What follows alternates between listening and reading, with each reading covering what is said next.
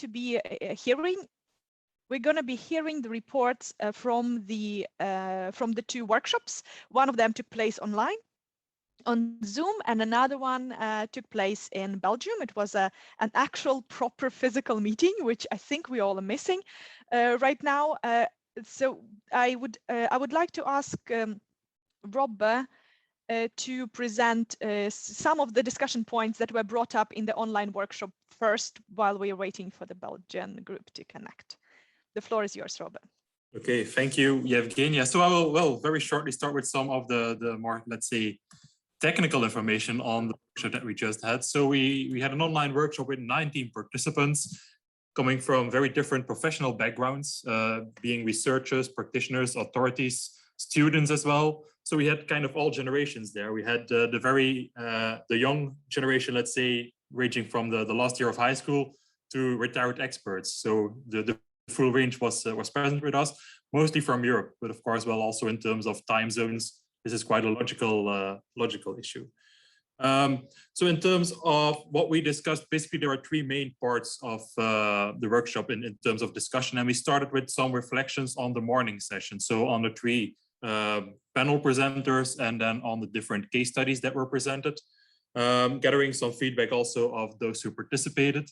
First of all, we got the feedback that, well, the morning session was interesting, but for some it was also a bit too much. It was a lot of information, of course, to process, given the different presentations and also given the case studies. And in that sense, it also, because it was so much, it also made it sometimes unclear to what extent transdisciplinary research and radiation protection research particularly could be helpful. And then we ensued on a discussion with relation to scientific rigor and the position of scientific rigor in transdisciplinary research and in transdisciplinary endeavors. So during the morning session, it was stated that transdisciplinarity does not necessarily mean that scientific rigor is being reduced. But then a participant asked, like, how should we then do this? It seems very difficult not to fall either in the trap of sticking very much to scientific rigor and then prioritizing, let's say, scientific methods and scientific language.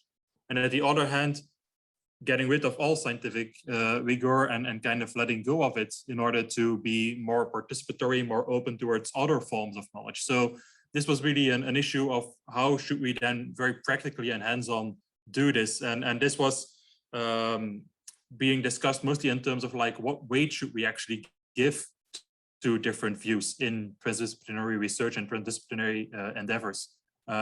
Is all input in these endeavors, is it weighed the same? Is every input equally valued? And what then does the right to participate mean in this context? Is it merely a right to participate, or is it really a right to be heard on the same level as anyone else participating in the project? And as you can see, well, it's mostly questions that have been raised. It's not that that we really came to answers. It was more like, okay, so in the morning session, really fed our thoughts or input on what does this mean? How can we also translate this into practice? I don't know, I've seen that the Belgians have also now joined. So Yevgenia, should I continue with the specific case studies in the second part that we discussed, or should we first go to Bieke and the Belgian workshop to see how they experience this first part? Well, let's ask Bieke, how were you planning to report this? Were you also dividing it according to sort of agenda, the way we structured the discussions? Not necessarily. I think we had, I can do it now just off the top of my head. I think we had very similar discussion than what I heard now from Robert. There were a lot of questions raised, a lot of things still open. We also had some difficulties, let's say, with keeping the difference between research and the practice.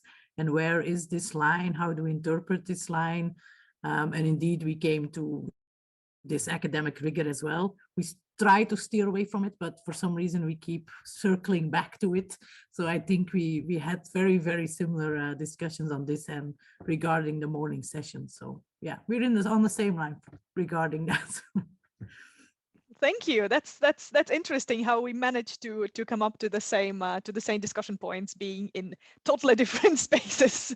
So that's really interesting. Robert, so do you want to continue then on the more specific case study discussions? Yes, sure. So for those who are not in the workshop, so if I can, yes, just sure. before, because if you agree, if I have the opportunity to react, I don't want to react at the end and during 20 minutes, but just 1 or 2 minutes when because I think about your question, there is something very important that you mentioned.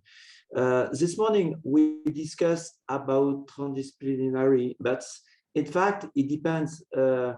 When we are talking about research and practice, that's true that concerning the case studies, we were looking for practices, but I can give you also another example in radiobiology.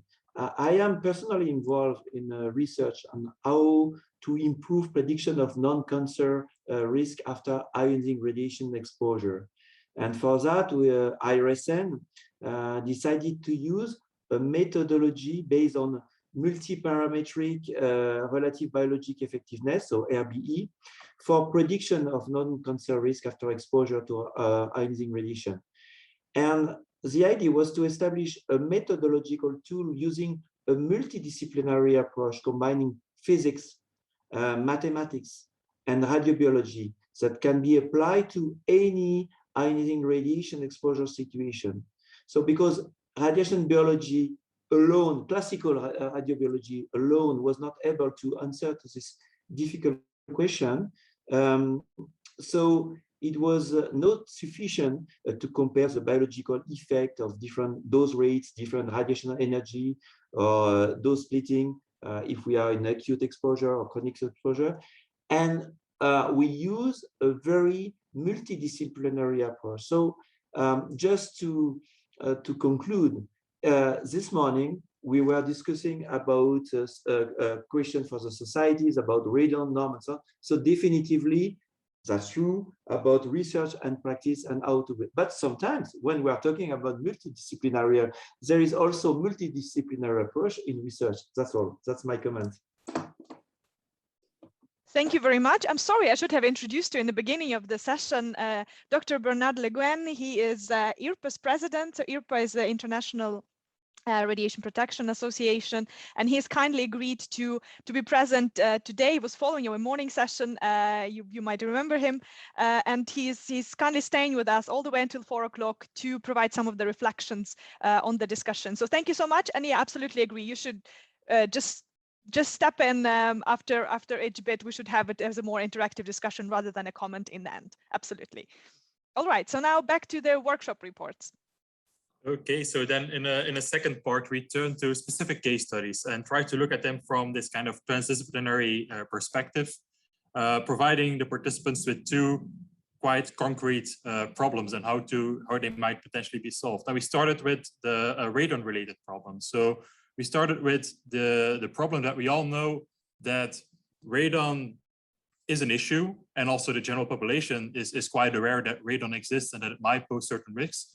However, we also know from research that acting on radon is something entirely different. We see that less people are actually testing the homes for radon, and even less are actually doing something to mitigate if needed. So the question was kind of how can we, from a more transdisciplinary perspective, understand this gap and even might try to overcome it. And in the ensuing discussion, there was quite some focus on the issue of denial, the fact that actually people are denying radon as an actual issue. They know that it exists, but are denying that it's something which is really affecting them. So it's also a question of how then to deal with people which are denying the problem as such. And here mental models of people need to be investigated. So it's also an issue of taking good care and a good idea of how people themselves are experiencing this reality. It was also raised that, well, we might think that the awareness of the lay public is quite okay. It was also raised that actually when you go into the actual knowledge that they have and the actual ideas that they have of radon, they're often incorrect, or the actual knowledge is too low. So this is something also which was raised that we needed to invest on, but also it was then raised from a more, let's say, this issue of taking in different forms of knowledge. It was also raised that we might then first need to know why people are having this kind of low knowledge on radon? And are we not then risking too much going in this direction of, again, experts providing their views on what is important knowledge on radon and providing this to the audience and to the public, the kind of deficit thinking that that has often been criticized, particularly from this more transdisciplinary approach.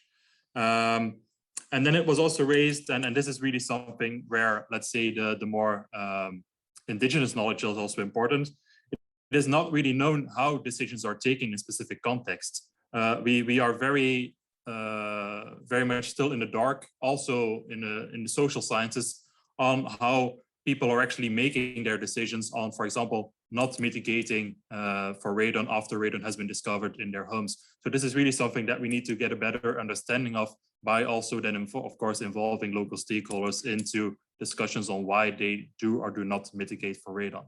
So I think these were the most important issues which were discussed in our discussion on this first case. Maybe Wieke, we could also go first to how you have experienced this then. Yes, we can. How I, as a moderator, experienced it, this is very complex. I think this is also how the group experienced it. The problem is very complex. This idea of transdisciplinarity is complex. Just to discuss it in a group is already very challenging. But I think we have very similar topics of discussion. So we gave the choice to our group to choose their own case, and they organically also leaned towards radon. We offered them citizen science in Fukushima. We offered nuclear medicine. We ended up with radon. Don't know what that's saying. I'm looking at the audience. There is a bit of a skewness towards radon here. So that's probably why. But it was, yeah, so it was purely content-wise. I think we had very similar discussions. I made some notes. I followed a bit the questions that were predefined. So I'll structure it like that a bit. So first we discussed a bit who should be involved. So also what kind of knowledge do we need to go towards this transdisciplinary approach of solving this radon issue, let's say. I think the first discussion we had was about the awareness that is very different in different countries. So we started a bit of a debate. Are we looking across cultures as well? To what extent is this culture really important when doing transdisciplinary research or when doing transdisciplinary practice?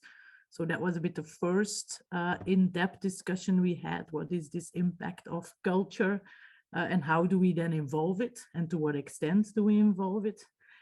Of course, we looked at the scientific knowledge. What is still missing? Do we know why people are not measuring? For example, do we know why people are not mitigating? Do we have the answers purely from a scientific point of view? Are these research gaps filled already? So that kind of knowledge do we bring? We also talked about how do we bring knowledge from the past? So what have we already learned? How do we bring that in? Perhaps there are new standards. That's something we discussed. So standard change. So also perhaps the knowledge that was generated around this has changed. So how do we deal with those complexities? Then we also talked about the tacit knowledge. So how do we bring in experiences from people? I think it was a bit of a consensus here that if we can share these experiences, this can help towards finding a solution to the problem. But then how do we gather this knowledge? How do we bring it in? That was a bit unclear at this point. And then we also, of course, came up with this idea of citizen science knowledge. Maybe that type of knowledge can be very useful in this specific case where people could actually measure themselves. So that's a bit from a knowledge perspective. Then we talked about uncertainties. So there was a max dose discussion here that I tried to minimize because we got a bit off topic. But that is something we immediately went into, and I think that's already says something as well. Then we looked at trust. I think that was quite a significant part of our discussion, how to deal with trust and distrust, and how to then move towards transdisciplinary research and especially transdisciplinary practice. How do we involve partners that have a significant distrust towards the other partners around the table, and how to deal with this complexity. And then there are also a lot of things that we just don't know yet. So there are a lot of gaps in knowledge, which means that we also don't necessarily know who to bring around the table. So these uncertainties play a significant role. There was also the analogy made with Corona, of course, which also links to, I think, what Robbe already said, with this being in denial. We didn't really use the word denial, but it's this reluctance towards vaccination, which we can perhaps also see with the reluctance towards measuring or a reluctance towards mitigation. So it's a very complex problem that we are all very aware of at this point. So we made that analogy, I think, quite quickly, and it really also helped to put the problem and the complexity of it in perspective. So who needs to be involved? I think we had the entire range of person that can be involved, to what level they should be involved, when they should be involved, and what their exact roles are. I think we talked about quite a long time, and it's also not that easy to decide. And what kind of advice should we formulate? That question we kept quite open at the end. I don't think we even made it to that final question. What do we do now? I think the main thing we ended up with is, how do we now organize this new insights, this new knowledge that we are indeed creating? How do we move them to the practice? How do we translate it into this solution we are working towards, let's say? I think that rounds it up. I didn't see anyone here really shake their head and say I'm saying something wrong, so I'm going to assume that I see thumbs up. So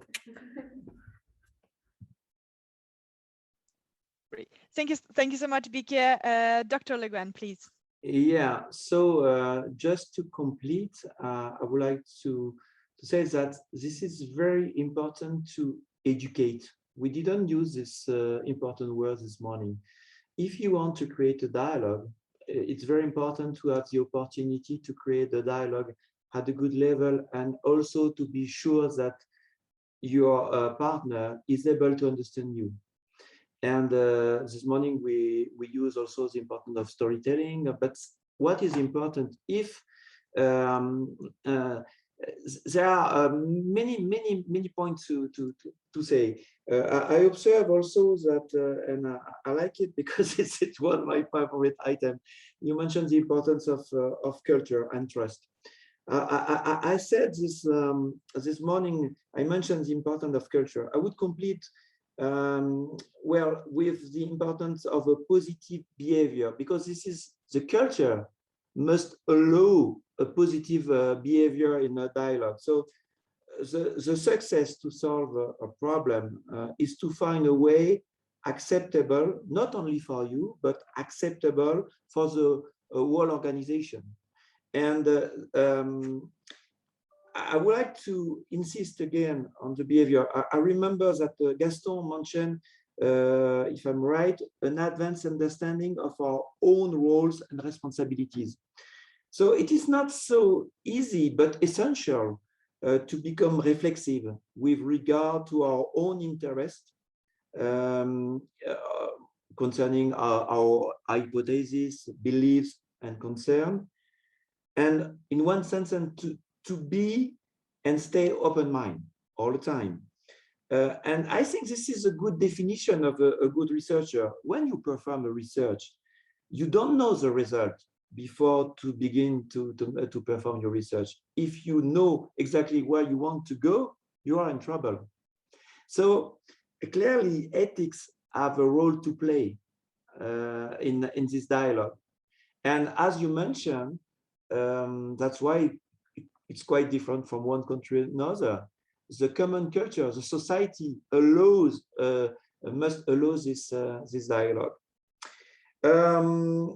Also, gap in knowledge, no problem. That's why we are researchers. If we know everything, we have no complex question. So it's because we have gap in knowledge that we must have a transdisciplinary approach. So definitively. So of course, another point you mentioned, we have no standard. Of course, we have no standard. Why? Because again, if we decide to create a group with a transdisciplinary approach, it's because we try a solution or to find a way to move forward. And if you know in advance the rule and exactly how you want to manage, the only rule is, as well mentioned this morning by the, Gaston, but also other speaker, is how to make an approach and to give a definition of a transdisciplinarity approach. So if I'm right, we say the importance to share information and knowledge with several competencies in different disciplines, and at the end, or to solve a problem, or to make research, because we know that the question is quite complex. But, well, this is an approach, much more than only a rule, if you understand what I mean. Thank you very much. I think, yeah, you're right in saying that if there wasn't a gap, we would all be out of work. So we wouldn't have the jobs to sit here and discuss. So thank you very much for your comments. Robert, would you like to just finalize with the last bits we had on the waste question and sort of the concluding remarks? Yes, so yeah, we had a second case that we discussed, and this related to radioactive waste management, and more precisely the question of compensation. So the idea is that communities which are showing a willingness to host or accept radioactive waste disposal are being compensated in one way or another in a social or economical way. And of course, then the question is how to decide what is a fair compensation. And this was a discussion that we tried to at least approach through a transdisciplinary lens. And we came to kind of the discussion that, well, waste is actually a collective problem. And this has basically two consequences which were discussed. First of all, well, if we talk about waste as a collective problem, what is fair for one person might not be fair for the other one. So in that sense, it seems almost impossible to find a compensation which is fair to all. And this, of course, then relates to one of the points which have also been raised this morning, also from this transdisciplinary approach. It is not really about reaching consensus on the ideal solution for all. Rather, it is about finding a solution which is accepted and acceptable. And this is one of the issues which were brought forward. And then a second aspect related to this collective problem of waste is that the collective aspect also extends into the future. And future generations will also be affected by the decisions that we are taking today. So, and in this sense, we don't know the need for future the needs of future generations. And you could then argue, well, of course, if we're talking about transdisciplinarity, it is about getting as much different knowledges and perspectives in as relevant for the problem. But this is one particular form of knowledge that we cannot get into our approach towards what is a fair compensation. We have no idea of what future generations will find important. So therefore, the consensus kind of was that, okay, we should actually, from a more transdisciplinary perspective, decide now on what is the best decision for current generation, try and explain this as well to future generations, but we can't really take the future generations' knowledge and perspectives and needs and desires into account at this moment because they are unknown to us. And I think these were the most important points with relation to that particular case that we discussed. But I see that Gaston has also raised his hand, so maybe he has something to add to this.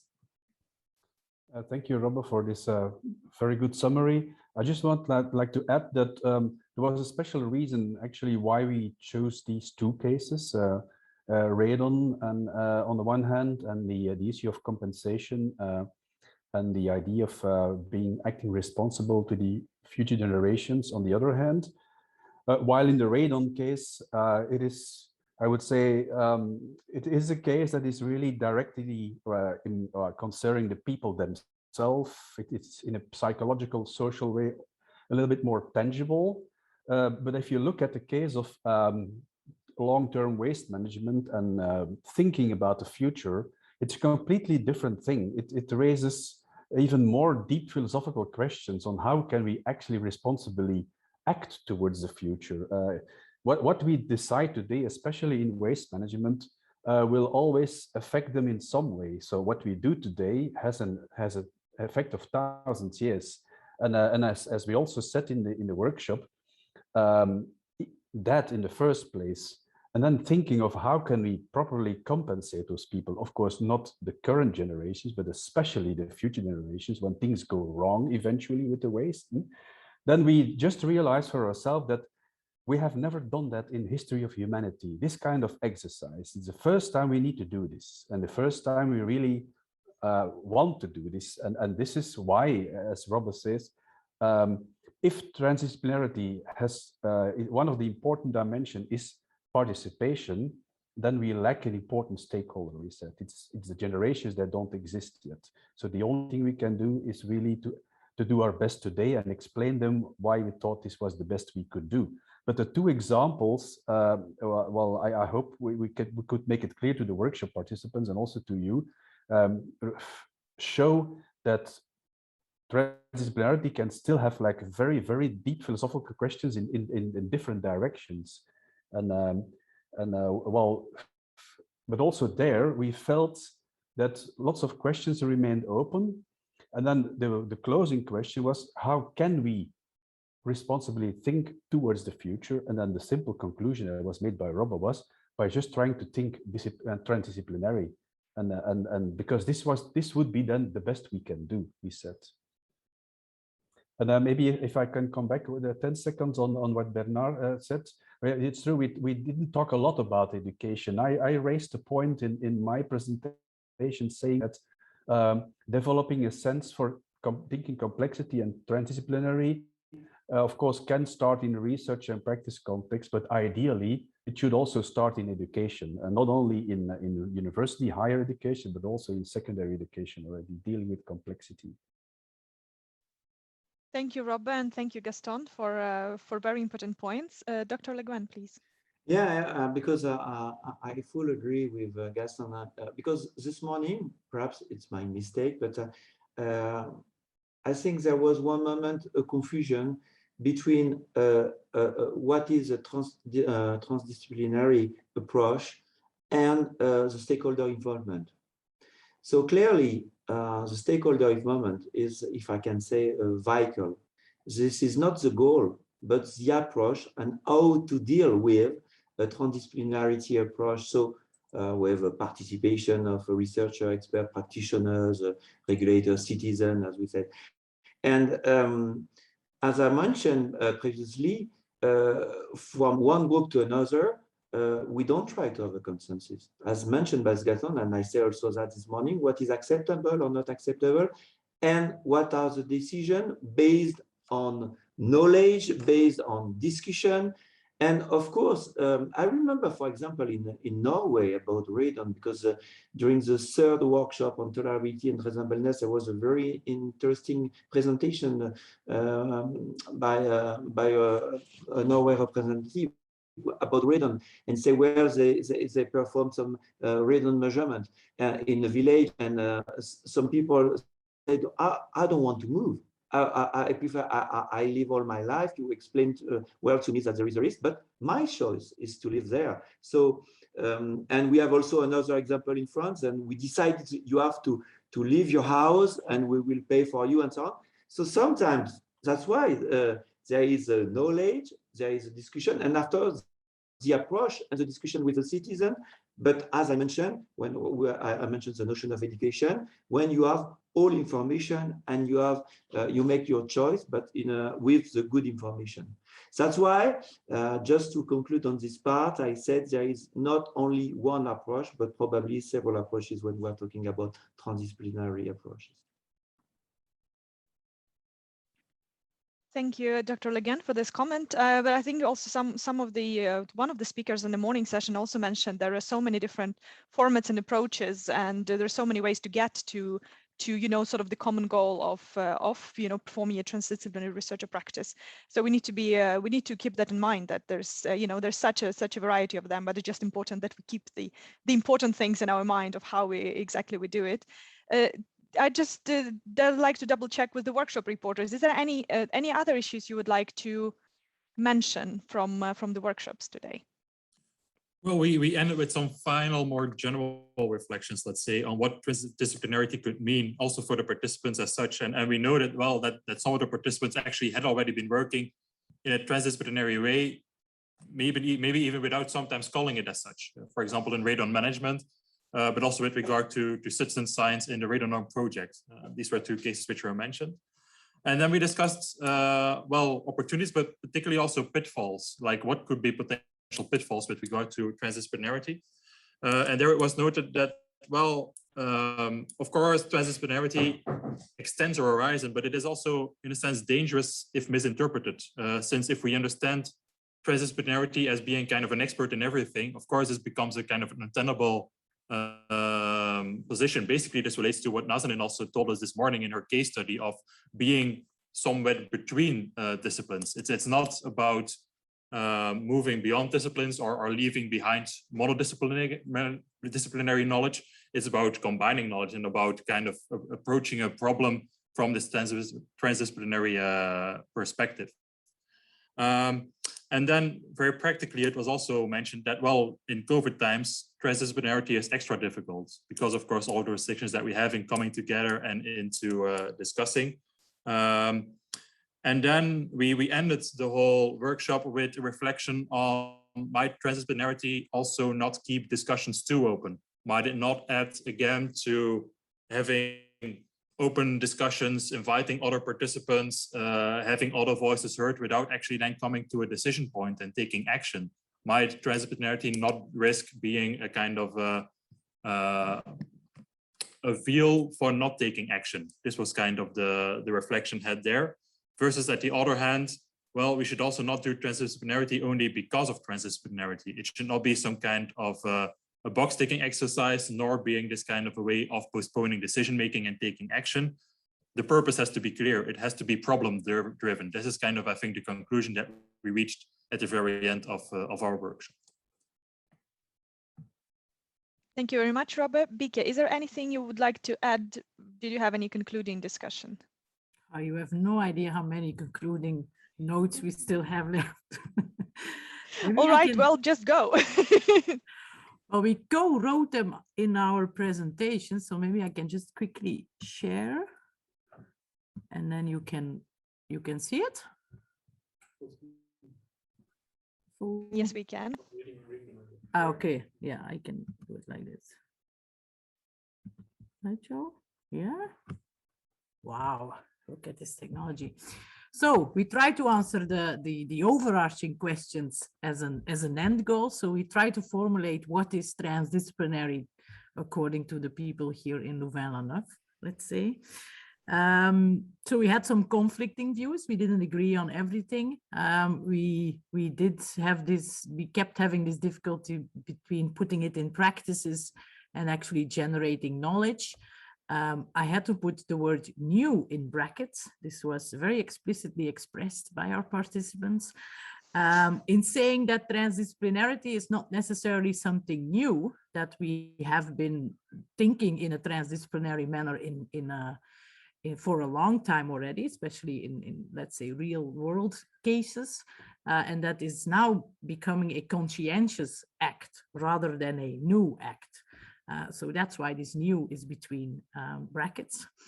And we agreed all on that there is a need for a clear goal. And I think this coincides with what Robert said, that it is problem or solution driven as an approach.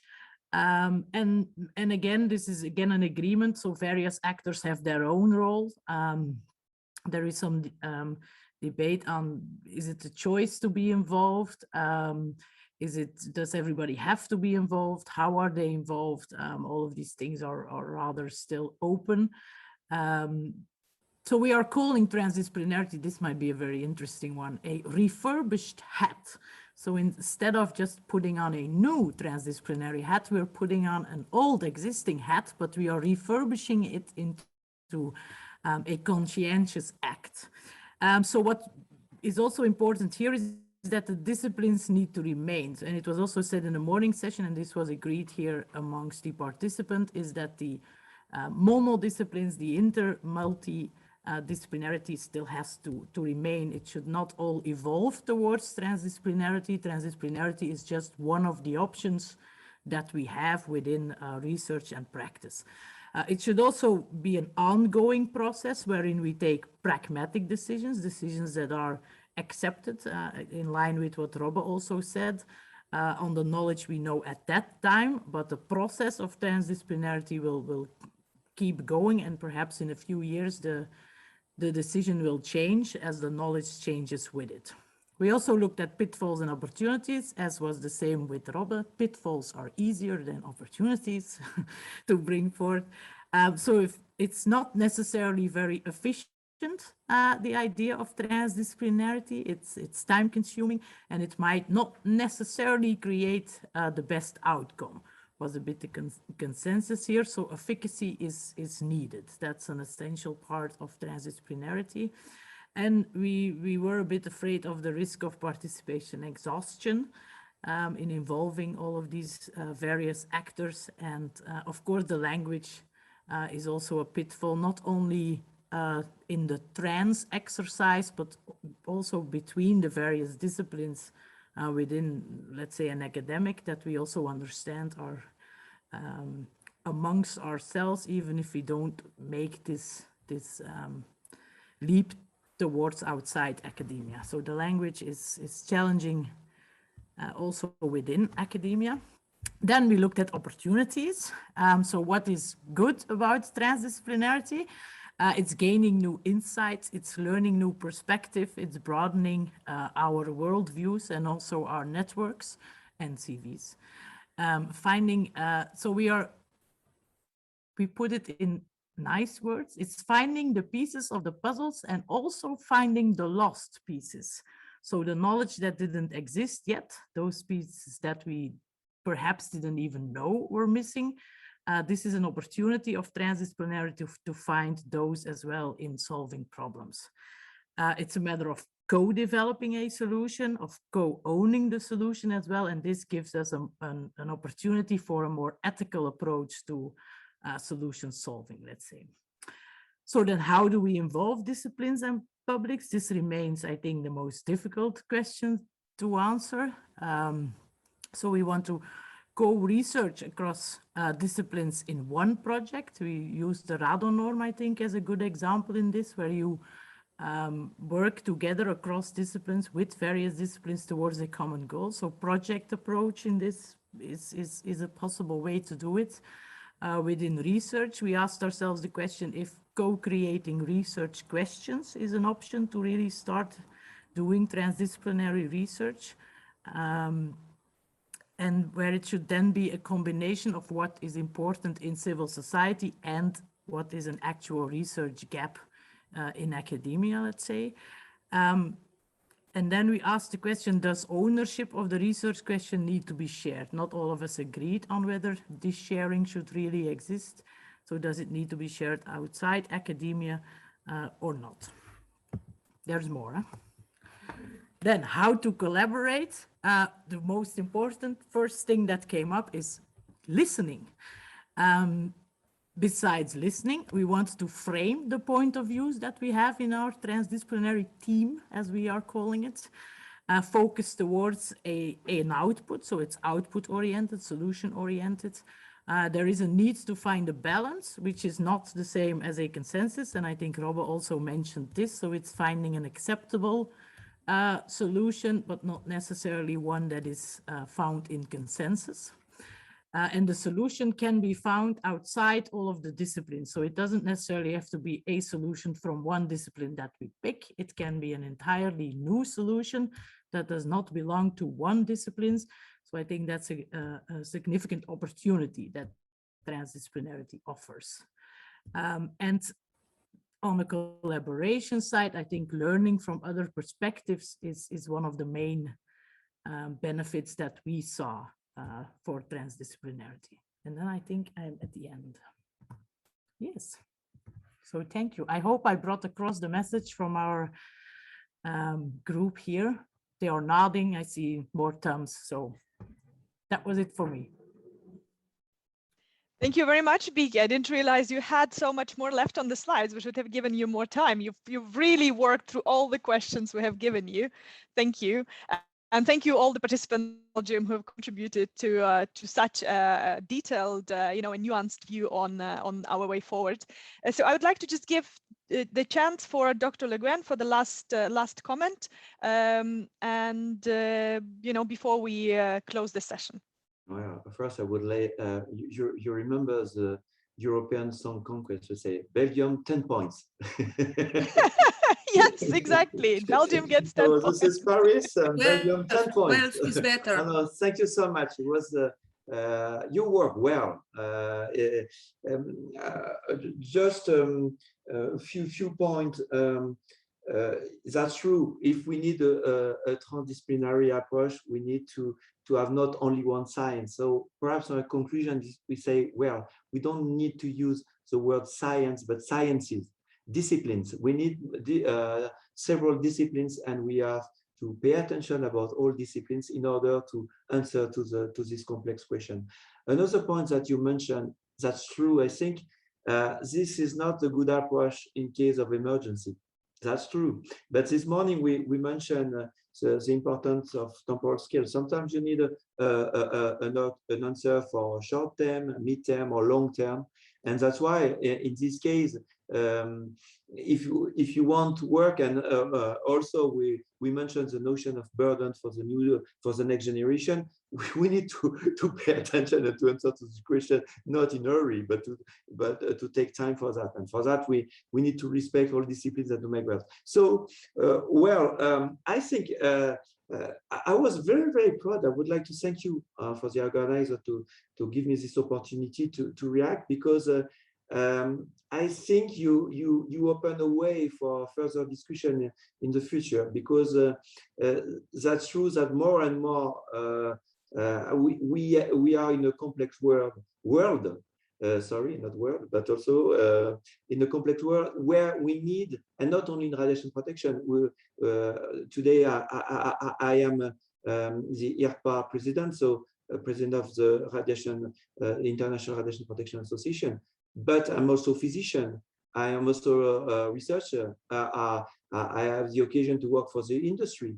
And what is interesting to take into account, it's exactly to say, well, due to the fact that there is only one solution, but probably many solutions, what is important is to have a collective intellectual approaches. And this kind of day, as you mentioned, we work well today. I think it's very important to repeat and to continue this ongoing discussion and never-ending story concerning transdisciplinary.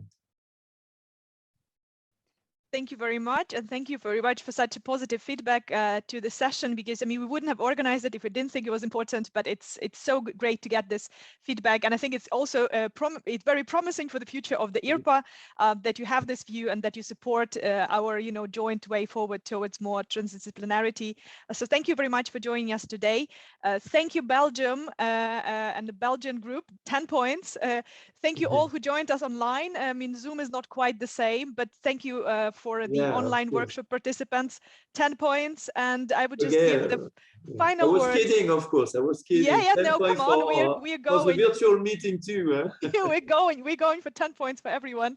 I would just like to give last word to Tanya Perko, the Vice President of SHARE, to just to close today's session. And Tanya, please.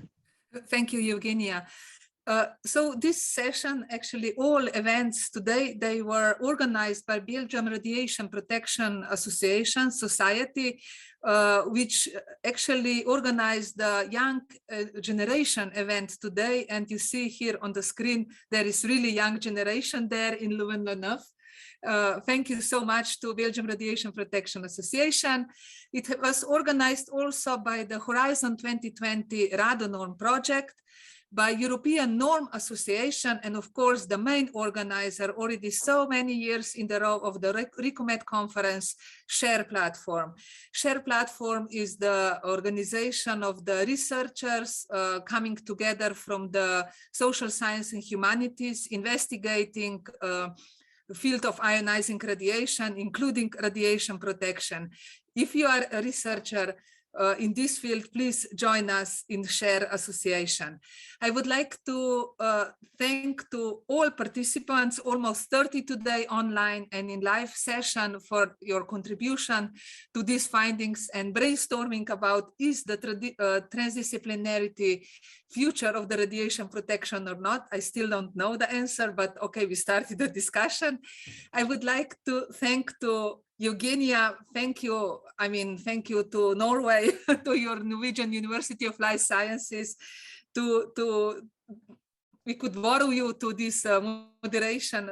Thank you so much. I would like to thank to Meritxell Martel from Marians from Barcelona, who is also our SHARE secretary, for everything related to the ICT technology and also human aspects of this, organization. And of course, to everybody who is following us online. So in the it's 16:30. We start with another interesting event in the context of the RICOMET 21 conference, making nuclear heritage, cultural heritage, an institutional challenge for the nuclear industry. Some other aspects, but again, social science and humanities in the field of ionizing radiation research. Welcome. Thank you, Tanya. So I would like to close down the session. This is only the first session of the RICOMET conference. It's going on for the rest of the week. So stay tuned. Go on the ricomet.eu and check out if there's any other session you would like to join. Big thanks to everybody involved today. Thank you so much. It's been most inspiring to hear all this different perspectives, and I think it has really loaded me up with the energy for the rest of the day. Thank you so much, and I hope to see you in the future on the other events. Hopefully in the physical presence, so that we can all get to know each other better. Thank you all, and goodbye.